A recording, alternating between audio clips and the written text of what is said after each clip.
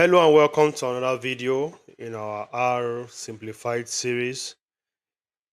Today we are going to be talking about something that is more like I call it the heartbeat or the core of your logic, and these are Booleans. Boolean data types returns either a true or a false. Look at it as if you are asking question. You are trying to check if something is true or something is false, and this is the sole aspect of control structures. That's your if and else that helps you control the flow of your programming. So boolean values are either true or false. For example, let's have two variable. Let me call this variable a and assign it 4 and call another variable b and assign it to maybe 5. So I'm assigning A and B to 4 and 5. And I want to check A. In programming, when you say double equal to, that means equal to. I want to check is A equal to B. So let me add all of this to my object memory. Can you see it returned false, telling me that the value A is not equal to B? Of course, 4 is not equal to 5. So please, I just want to bring this to your notice quickly before we continue. When you see a single equal to, it's assignment. A double equal to is actual equal to in the world of programming. So I could do a whole lot of things with this. We also have a not equal to, we have a less than or equal to, we have a greater than or equal to. When you check our operator section or video on operators, you should be able to see all of these comparison operators is what we call them. So if I change this to is A less than B, this should tell us that true. That means the value of A is less than B. Is A less or equal to B? It's saying true because this condition is an or, less or equal to B. So it's returning true. Of course, A is less than B. So again, you can have a variable. Let's say most of the time when we are coding, whenever we want to use a Boolean value or Boolean data type, we tend to attach it to a variable name that sounds like a question. Look at this, for example. I said is cooking is true. The variable of is cooking is true. So I could want to develop a logic around cooking food, and I can say while the food is still cooking, you can do this, you can do a whole lot of things, or while the food is cooking, if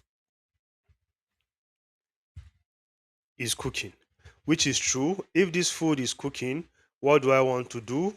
I want to print, say, hold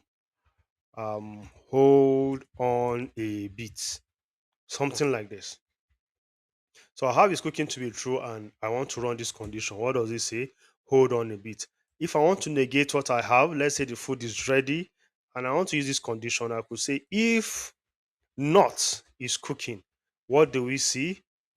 Um, this will just pass silently. Yes, because we don't have the else part to it. So if the food is not cooking, we want to do this. Um, more like you say, time to eat. So if the food is cooking, okay, what happened to my else condition? I think I have a little bit of too much space there. So can you see? Initially, the was cooking was true, but then I negated it in the condition. If not is cooking, we want to hold on a bit. Rather, we want to eat. More like this is just more like building a condition, but in a working logic situation, if the food is not cooking, we want to eat it. Rather, we want to hold on a bit. So I could just take this one out. If the food is still cooking, tell me to hold on a bit. If not, you tell me time to eat. Let's see what executes. So that means it's still cooking is true. If this should change to false during our operations, that means our food is ready and we can eat at time to eat. So this is what our true and false looks like, and they are all Boolean data types. These guys are in every programming language you can ever think of, and you use them to build your logic. Probably you are checking an age range, and you are checking if this age is even, if this age is odd, if this age is, you want to catch outliers in your data analysis, and you want to check for, you're doing something that have to do with sales and or purchase, and of course you want to check date, and you start having dates with negative values, date lesser than purchasing power level, or dates above 160, 170. All these guys are outliers, and there's something that we call in data science, I think it's called IQR, interquartile range. So you can use this logic to build your interquartile range. Any interquartile range should be the difference between your 25th percentile and your 75th percentile, I think. So what is happening within this range is where your actual domain is. This is where your activity is happening. So quickly before we end this video, let's go straight down to control structure. What are control structure? They are just if and else. We just use a similar one here, if and else. That's what a typical control structure is. This is the syntax. If a condition, you want an outcome. If not, you want another outcome. The last part of it is always the else. So let's write a complete if. If, sorry, I'm using a caps lock here. If a condition, if this condition is true, what do we want to do? I say do something. For example, and then I want to check a next step for it. Else if another condition happens to be true, what do we want to do? I want to do something. And finally, the fallback. Else if all conditions above fails, what do we want to do? I want to do something. So this is you controlling the structure of your program. You want to go out of your house, it is raining, you want to check if the weather condition is raining. So let's just finish this up with that. Let's say weather, let's have a variable called weather condition, and it holds a particular value at all times. Let's say clear. So if our condition right now, weather condition, our operator, our comparison operator, if weather operation is clear, for example, or rather, if weather condition is clear, what do we want to do? Let's have a variable for our weather condition. So the current weather condition is clear. Um, we have somebody that goes out and check the weather and comes back and tell us what they see. So if weather condition happens to be equal to checker, what do we want to do? We say um, it's all good. You can proceed, or yes, whatever it is. If the weather condition checker, checker, that's funny. So if weather condition is that, so let's say the person checked and returned with um, clear. So if weather condition, whenever we want to go out only when the weather is clear. If not, we want to stay home. So he checked and said the weather is clear. So it's all good, you can go out. Else, if now we start changing, if weather condition, else if weather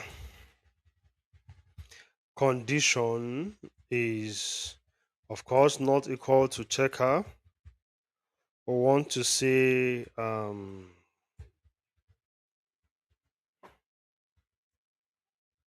stay home. And finally, our default condition catching the final aspect of this, we want to say do as you please. So let's try to run this and see what we have. Adding a weather condition of clear to that, and the person checks and returns and tells us that the weather is clear, and this guy is going to execute based on this if else statement. um, Say it's all good, you can proceed. Why? Because clear is equal to clear. Let's say it comes back and say the weather is cloudy, of course, which is not equal to clear. What do we have? It said stay home. Weather condition is not equal to checker, so it's cloudy. It's asking us to stay home. What if we don't have any variable here? Let's see, as at what condition will our, so this will still ask us to go out. Why? Because weather condition, there is no result, there is no result. So you get the whole idea. If you want to control the structure of your program, control how your code flows or how execution flows, you can use the if else condition. The if is what happens if that condition is not met, and the final guy is always the else part. Gets the whole point. So we also have nested if. That's one if embedded in another if. Then we have the and the or. For example, quick one, we can say A is greater than B, and you're checking if A is greater than B and C is greater than D. So there's something about this control structures and all these logical operators. For those of us that are into mathematics, we know that this is and this is or. Their difference is that and all conditions must be true, and or if one or more are true. If you are used to Excel, you see it most of the time in your Excel formulas, or if you are done the truth table before, you see and true is true, true and false is false, false and true is false, false and false is false, and all of these things. So same thing happens in this case. So again, a recap, your boolean is very, very important. That's one of the strongest data type you can use to control the flow of your programming and how things come out. So in the next video, we are going straight into loops, another exciting part of R programming or any other programming language. So see you in the next video. Bye for now.